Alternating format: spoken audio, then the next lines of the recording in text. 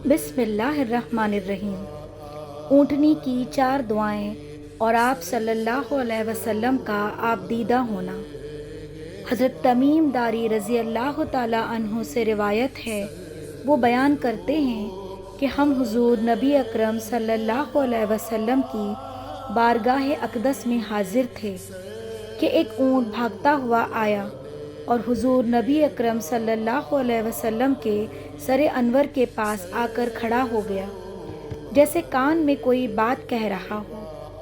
آپ صلی اللہ علیہ وسلم نے فوراً فرمایا، اے اونٹ پرسکون ہو جا، اگر تو سچا ہے تو تیرا سچ تجھے فائدہ دے گا، اور اگر تو جھوٹا ہے تو تجھے اس جھوٹ کی سزا ملے گی۔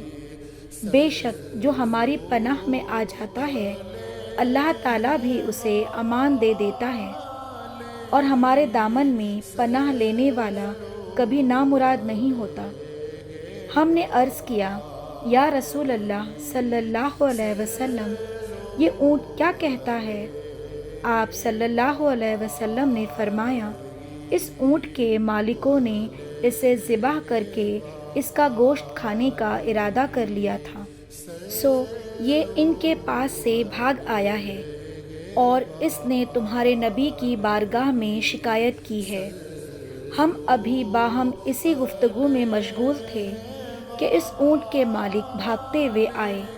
جب اونٹ نے ان کو آتے دیکھا تو وہ دوبارہ حضور نبی اکرم صلی اللہ علیہ وسلم کے سر مبارک کے قریب ہو گیا اور آپ صلی اللہ علیہ وسلم کے پیچھے چھپنے لگا۔ ان مالکوں نے عرض کیا، یا رسول اللہ صلی اللہ علیہ وسلم، ہمارا یہ اونٹ 3 دن سے ہمارے پاس سے بھاگا ہوا ہے، اور آج یہ ہمیں آپ کی خدمت میں ملا ہے۔ اس پر آپ صلی اللہ علیہ وسلم نے فرمایا، یہ میرے سامنے شکایت کر رہا ہے، اور یہ شکایت بہت بری ہے۔ انہوں نے عرض کیا، یا رسول اللہ صلی اللہ علیہ وسلم، یہ کیا کہہ رہا ہے؟ آپ صلی اللہ علیہ وسلم نے فرمایا، یہ کہتا ہے کہ یہ تمہارے پاس کئی سال تک پلا بڑھا، جب موسم گرما آتا تو تم گھاس اور چارے والے علاقوں کی طرف اس پر سوار ہو کر جاتے، اور جب موسم سرما آتا تو اسی پر سوار ہو کر گرم علاقوں کی جانب کوچ کرتے۔ پھر جب اس کی عمر زیادہ ہو گئی تو تم نے اسے اپنی اونٹنیوں میں افزائش نسل کے لیے چھوڑ دیا۔ اللہ تعالیٰ نے تمہیں اس سے کئی صحت مند اونٹ عطا کیے۔ اب جب کہ یہ اس خستہ حالی کی عمر کو پہنچ گیا ہے تو تم نے اسے ذبح کر کے اس کا گوشت کھا لینے کا منصوبہ بنا لیا ہے۔ انہوں نے عرض کیا، خدا کی قسم یا رسول اللہ صلی اللہ علیہ وسلم، یہ بات منو عین اسی طرح ہے جیسے آپ نے بیان فرمائی۔ اس پر حضور نبی اکرم صلی اللہ علیہ وسلم نے فرمایا، ایک اچھے خدمت گزار کی اس کے مالکوں کی طرف سے کیا یہی جزا ہوتی ہے؟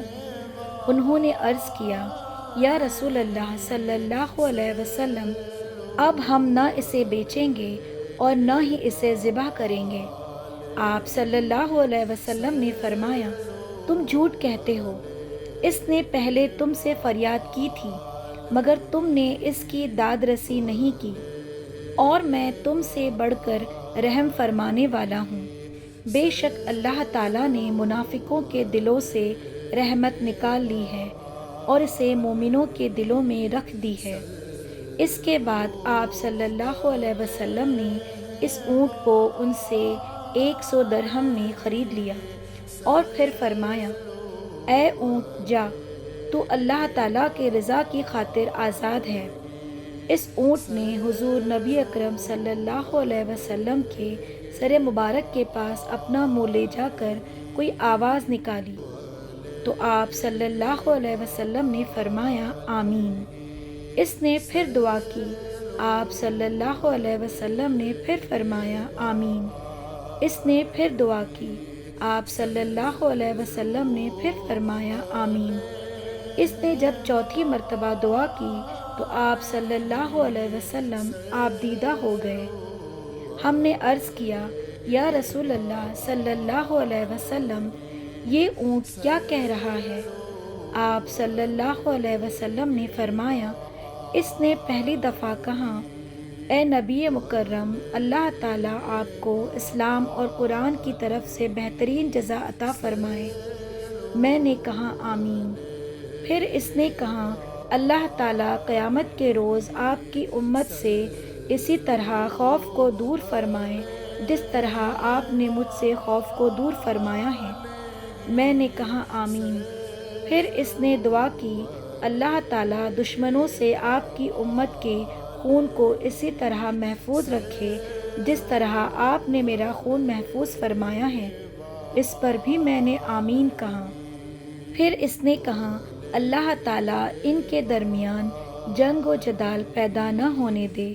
یہ سن کر مجھے رونا آ گیا، کیونکہ یہی دعائیں میں نے بھی اپنے رب سے مانگی تھی۔ تو اس نے بھی پہلی 3 تو قبول فرما لی، لیکن اس آخری دعا سے منع فرما دیا۔ جبرائیل نے مجھے اللہ تعالیٰ کی طرف سے خبر دی ہے کہ میری یہ امت آپس میں تلوار زنی سے فنا ہوگی۔ جو کچھ ہونے والا ہے قلم اسے لکھ چکا ہے۔